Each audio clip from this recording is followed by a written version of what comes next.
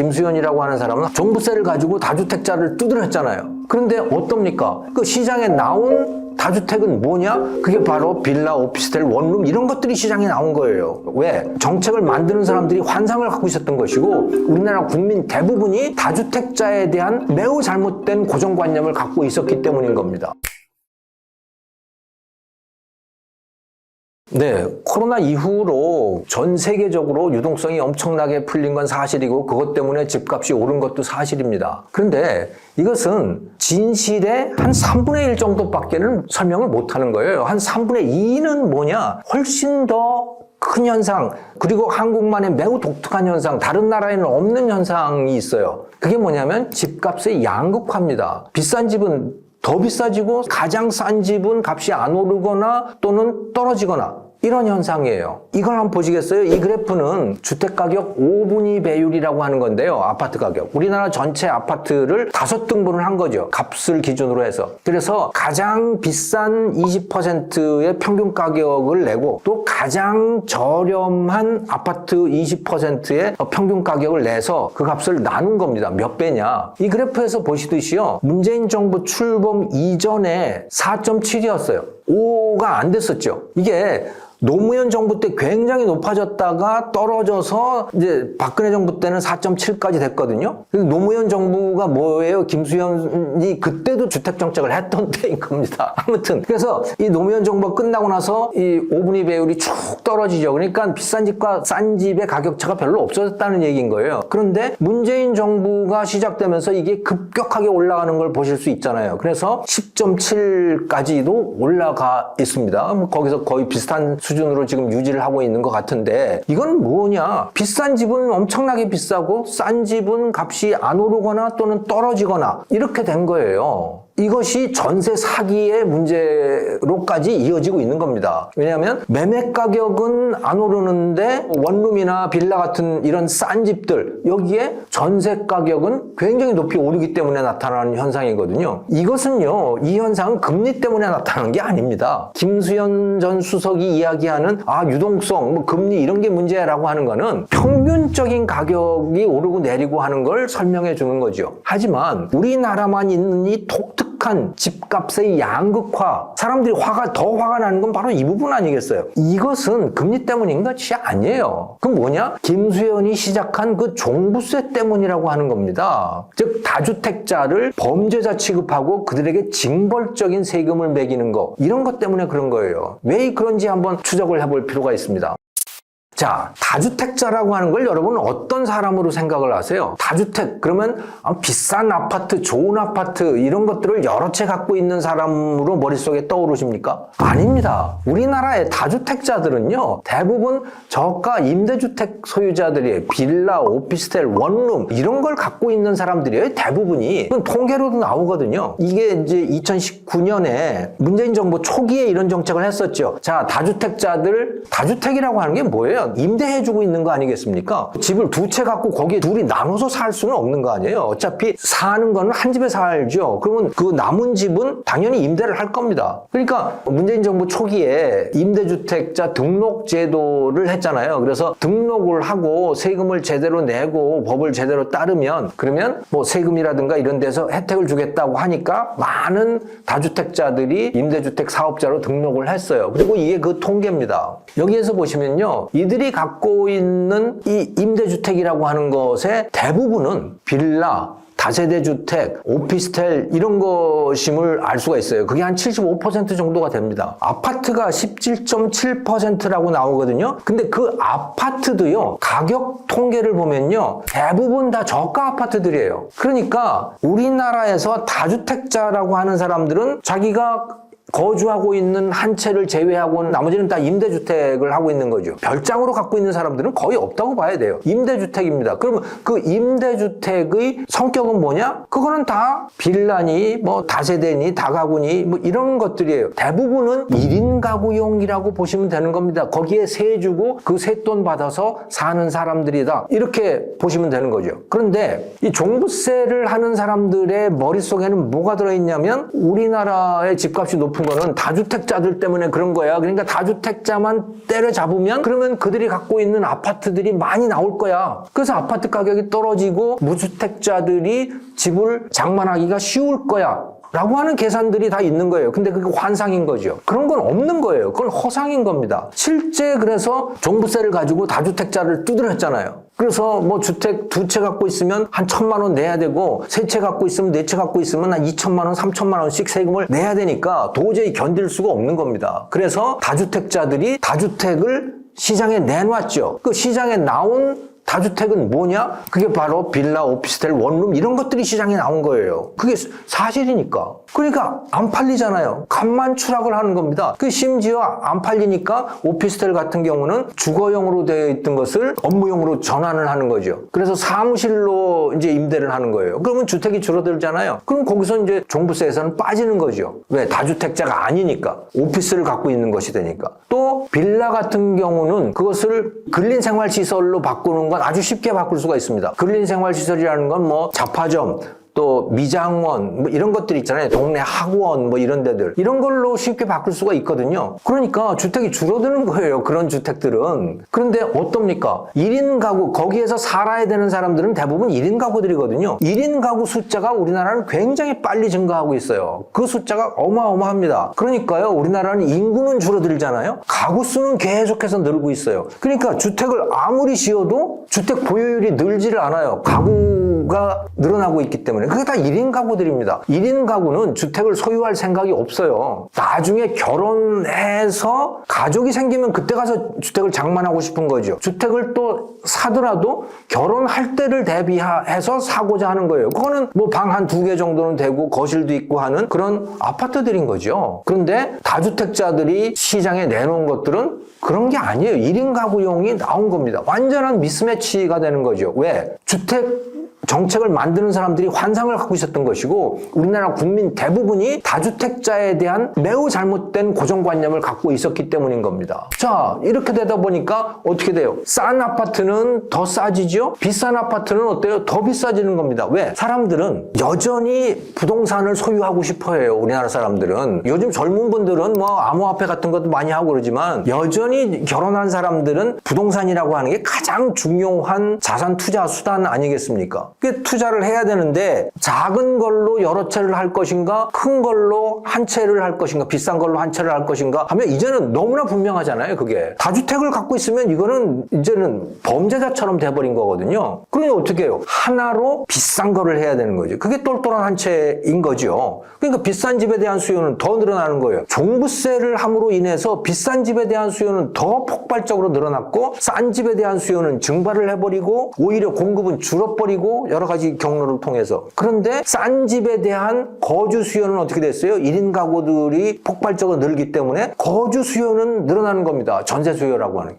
그러니까 심지어 그래서 전세 보증금이 매매 가격보다 더 비싸지는 상황이 곳곳에서 만들어진 거예요. 이 그래프는요. 서울에서 가장 비싼 아파트 단지 또 가장 싼 아파트들 요것을 10개 단지씩 골라서 그 실거래가를 7년 동안 추적을 해본 겁니다. 그게 어떻게 변했나? 그래서 매매가는 어떻게 변했고 전세가는 어떻게 변했는지를 보여주고 있는 것인데요. 자, 2015년을 1로 놓았을 때 여기서 초록색은요. 여기는 가장 비싼 아파트 단지들을 보여주고 있는 겁니다. 매매가를 보시면 2015년을 1로 했을 때 2022년은 2.3이에요. 2.3배가 된 거예요. 130%가 오른 거죠. 그런데 가장 싼 아파트들은 어떻게 됐냐면 0.86이 됐잖아요. 이건 14%가 떨어졌다는 겁니다. 가장 비싼 데는 130%가 올랐는데 가장 싼 데는 마이너스 14%가 떨어졌어요. 그런데 전세는 반대예요. 전세는요. 자, 2015년을 1로 했을 때 초록색은 어땠습니까? 54%가 올랐어요. 1.54가 됐죠. 근데 빨간색 가장 싼 아파트 단지들은 어떻게 됐냐면 1.97이 됐어요. 97%가 올랐어요. 그러니까 가장 싼 데는요. 매매가는 14% 떨어졌는데 전세가는 97%가 올랐죠. 가장 비싼 데는 어떻게 됐냐면 매매가는 130%가 올랐는데 전세가는 54%가 올랐어요. 그러면 결과는 뭐겠어요?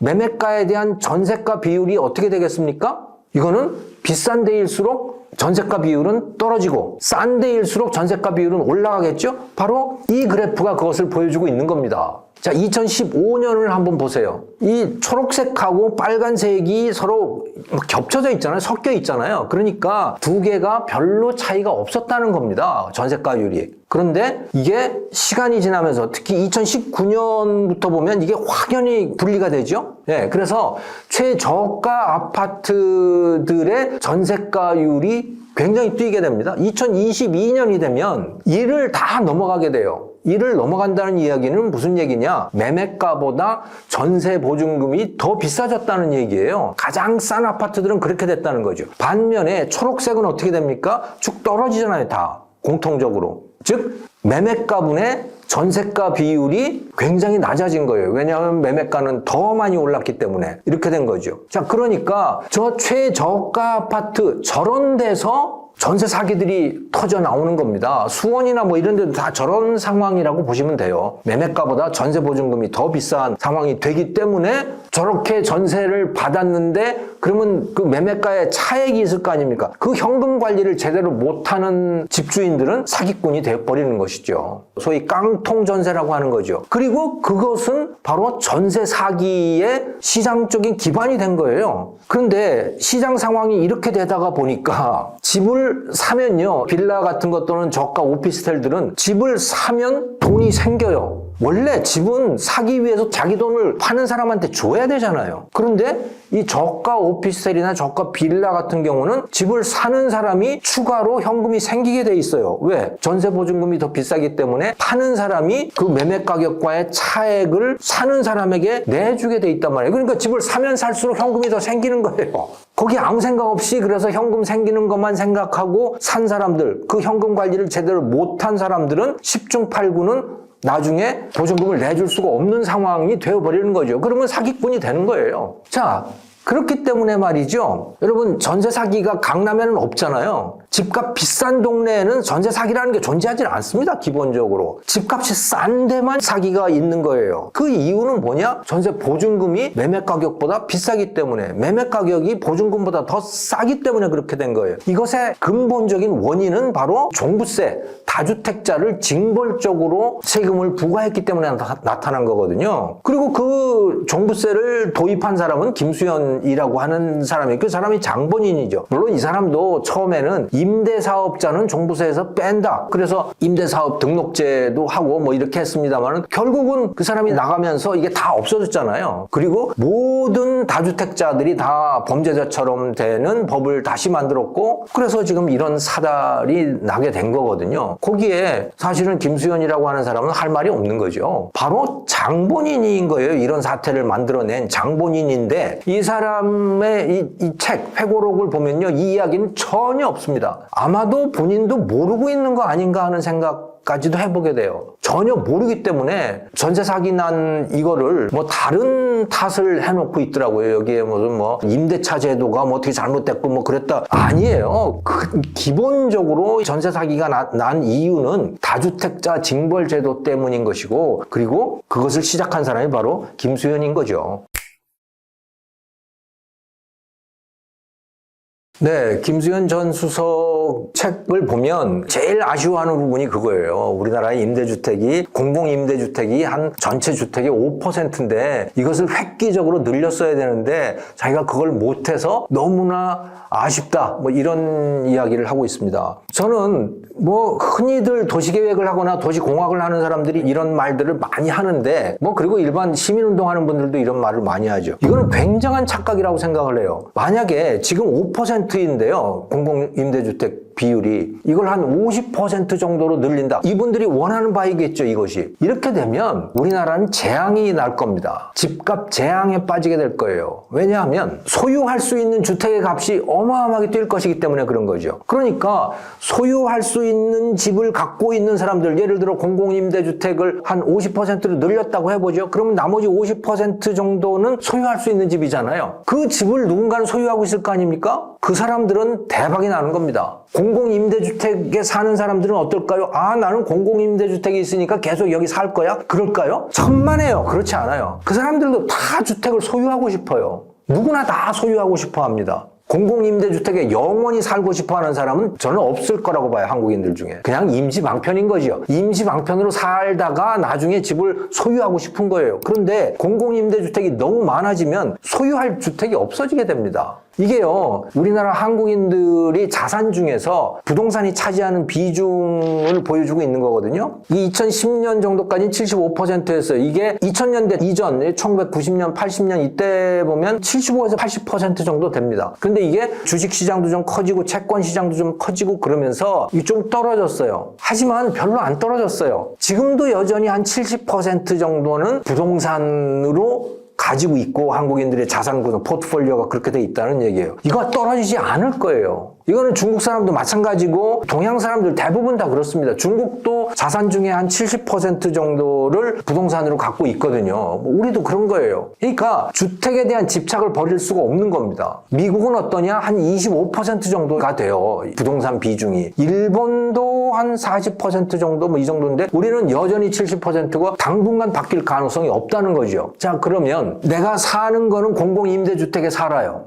근데 투자는 어디다가 합니까? 공공임대주택에 사니까 돈이 별로 안 들 거 아니에요. 보증금도 거의 별로 없을 것이고. 그러면 자기 자산이 있을 거 아닙니까? 그 현금 자산. 그걸로 뭘 할 건가? 그 주식 투자를 할 거냐? 천만에요. 부동산 삽니다. 워낙 많아요. 그런데 살 부동산이 별로 없잖아요. 그렇게 많은 공공임대를 짓고 나면 땅이라고 하는 게 정해져 있는 것이고. 그러면 얼마 안 되는 소유할 수 있는 주택, 사유주택의 값은 보나마나 뛰죠. 제가 생각할 때 공공주택이 한 50% 정도 된다? 그러면 소유 가능한 주택의 가격은 지금보다 한 3배, 4배는 돼 있을 거라고 봐요, 저는. 이건 재앙이죠. 그리고 공공임대주택에 사는 사람들은 얼마나 화가 나겠어요. 나는 여기를 벗어날 수가 없네? 그러니까 난센스예요, 기본적으로. 공공임대라는 건 그냥 임시거처 정도로 생각해야 되는 거지 이것을 뭐 어떻게 한다? 그거는 정말 착각을 해도 엄청난 착각을 하는 겁니다. 만약에 한국인들이 부동산 소유에 대해서 집착이 없어진다? 그러면 모르겠어요.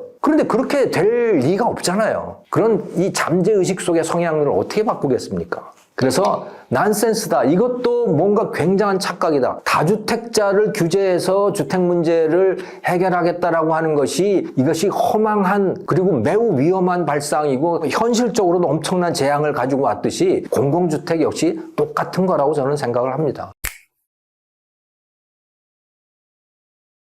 그 페이지가 있더라고요. 그 부동산 통계 문제에 대해서. 매우 마음이 불편하겠죠. 그런데 그분의 설명은 뭐냐면 통계라고 하는 게 이런 통계도 있고 저런 통계도 있고 통계를 작성하는 사람들에 따라서 다 다른 거지. 그게 KB 국민은행 통계하고 이거하고 다르다 그래서 그게 뭐가 문제냐. 이제 이런 투예요, 말하자면. 뭐 그렇게 말할 수 있죠. 뭐 처음부터 그렇게 달랐다면 그렇게 말할 수 있어요. 그런데 문재인 정부 들어와서 달라졌기에 문제가 되는 겁니다, 이게. 원래 가장 중요한 이 주택가격 통계가 KB 국민은행 통계가 있고요. 그게 이제 월별 데이터가 쭉 나오고 있거든요. 이거는 굉장히 오래됐어요. 그 다음에 부동산원이라고 하는 것이 정부기관으로 생겨서 거기서 통계가 나옵니다. 통계를 작성하는 사람들마다 그게 다를 수가 있죠. 방법이 다를 수가 있어요. 그런데 김수현 수석이 할 소리는 아니다. 문재인 정부가 그 소리를 할 소리는 아니라는 거예요. 보시면 이 그래프는 감사원이 감사보고서에서 보여준 그래프인데요. 여기서 빨간색, 주황색이 KB 국민은행 거고요. 파란색이 부동산원 겁니다. 2017년을 한번 보세요. 2017년, 18년을 보시면 이건 거의 같이 가요.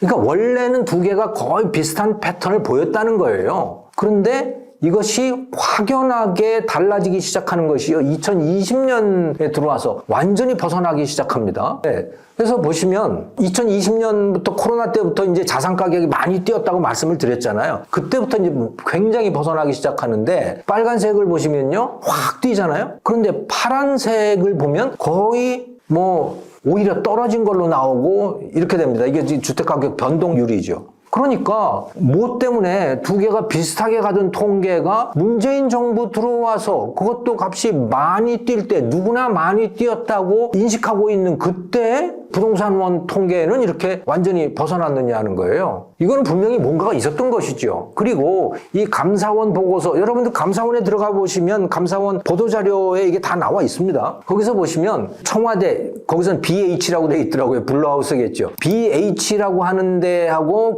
국토부가 이 감정원의 통계 담당자에다가 압력을 가한 여러 가지 발언 내용들까지 다 거기에 적시가 돼 있어요. 이러면 곤란하다든가 무슨 이게 사실이 맞냐 하고 추궁한다든가 그런 정황들이 많이 거기 적시가 돼 있습니다. 그러니까 이거는 너무나 이상하잖아요. 너무나 이상하다. 값이 이렇게 굉장히 많이 뛰었을 때 정부 통계는 왜 값이 안 뛰었다고 돼 있느냐. 이거는 뭔가가 있었다라고 하는 그런 의심을 할 수밖에 없는 거죠. 여기에 대해서 솔직한 이야기를 해 주었으면 했는데 사실은 김수현 씨의 책에 보면 통계마다 다 다를 수 있는 거지 그걸 다르다고 해서 그걸 가지고 문제 삼냐 이런 투로 해명을 하고 있습니다. 저는 그건 솔직한 거 아니라고 봐요.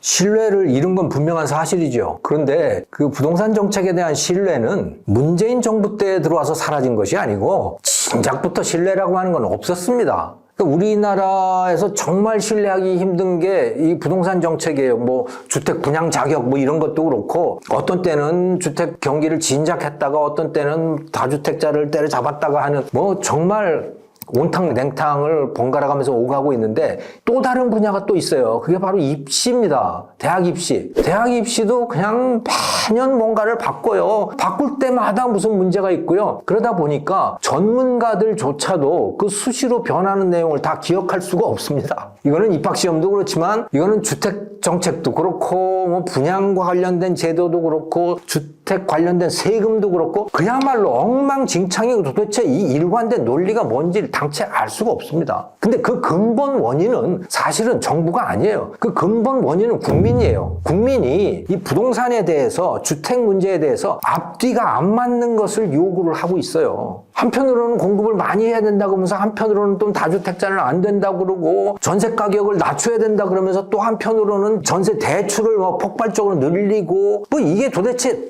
앞뒤가 전혀 맞지 않는 것들을 국민이 요구를 하고 있는 겁니다. 정치권에다가. 그러니까 정치권은 그냥 되는 대로 아무거나 막 하는 거죠. 그러다 보니까 앞뒤가 안 맞고 주택정책, 부동산 정책은 갈팡질팡해 도대체 이해도 할 수가 없고 용납할 수도 없는 그런 지경까지 돼 있다. 그런데 그나마 그동안은 통계는 그래도 믿을 수가 있었는데 이제 문재인 정부 들어와서는 설상가상으로 그 통계 신뢰까지도 잃어버리니까 더욱더 신뢰는 바닥을 향하게 된 것이죠. 하지만 그것보다 더 큰 문제는 이 시장의 작동 원리를 부정한 거, 그것을 역행한 거, 그게 더 큰 문제라고 생각을 해요. 그러니까 다주택자라고 하는 것이 임대주택 사업자다라고 하는 그거, 그리고 임대주택 사업자가 사라지고 나면 1인 주택, 즉 주택을 소유할 마음도 없고 능력도 없는 그 1인 가구들은 갈 데가 없어지고 그러면 1인 주택들의 전세 보증금은 천정부지로 치솟게 된다라고 하는 이 원리, 너무나 당연한, 조금만 생각해 보면 다 이해할 수 있는 그 원리를 생각조차도 안 하고 부정하고 그것과 거꾸로 가는 그걸 한 거예요. 그러다 보니까 시장에 보복을 당하게 된 거죠. 그래서 지금 아주 그것이 극단적 형태로 나타난 것이 전세 사기 사건인 겁니다. 그런데 아마도 김수현 수석은 자기가 한 정책이 전세 사기 사건의 근본적인